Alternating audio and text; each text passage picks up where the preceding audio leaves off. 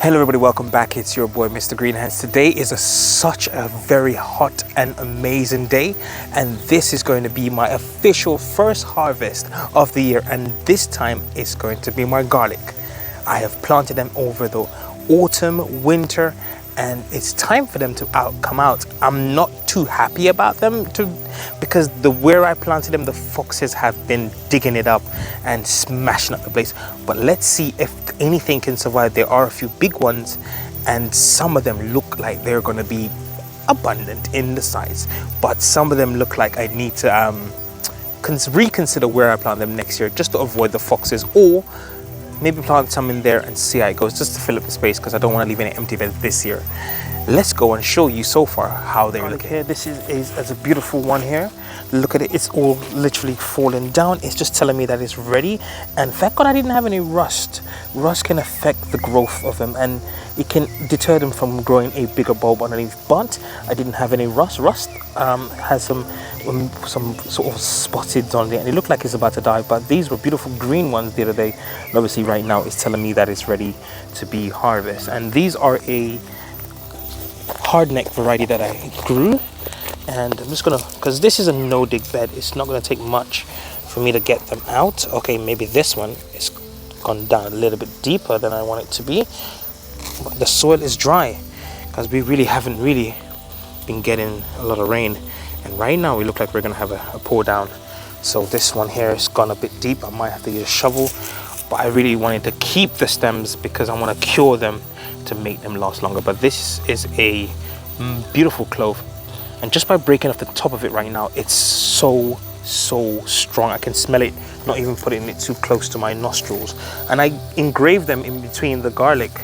I grew them in between the onions to see how they cope, because they're a very good companion planting. So it was beautiful to see that. They did really well in terms of growth, but due to the foxes coming inside here all the time, it's affected it. It could have actually been a lot more productive, but it's fine as it is. So I'm going to try to get these out and show you, because there's some of them which are still there. Let me just show you quickly. This one here is still looking good. It's still standing. It hasn't not dropped over. Look at this one here. Look at that. That's beautiful. But I want to get them out before, because they are telling me that they're ready. So I just want to get them out, cure them, and have them ready to be used in my dishes at home. Because garlic is something that is just amazing. It's just beautiful. I'm just going to grab all of them from this bed, and I'm going to show you what I harvest from that. What I harvest, some of them came out a decent size, but a lot of them were very tiny. Look at this one. This is like the best one so far that I found. Look at the cloves, it's separating. Look at that, that's looking beautiful. And this is all red ones. I thought they were going to be white skinned in terms of peeling, but they're turning out to be all red. I thought they were going to be white, but that doesn't matter. I still can have something growing. Look at that, that's just beautiful. Some of them are really tiny, but even though it's really tiny, it does pack a punch. So it doesn't even matter the size for me. If the flavor is going to be there, the garlic is just going to be used. And I'm going to tie them up soon, and that is just from this bed here. So I'm going to go to this bed here, and I'm going to clear it out of the garlic, and I'm going to go to the third one. I still have a few in there that I'm going to clear out, which is just over there. That one there, I'm going to clear that one out as well and show you how it went.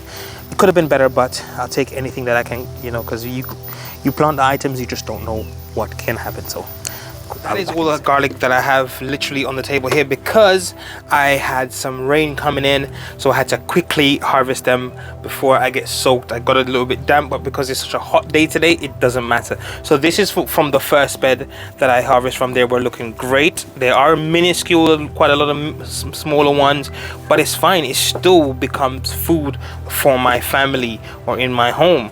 You can still cook with this. As much as it's very small, you can still crack this and even just put this alone in your food, and it will become something amazing. You just never know.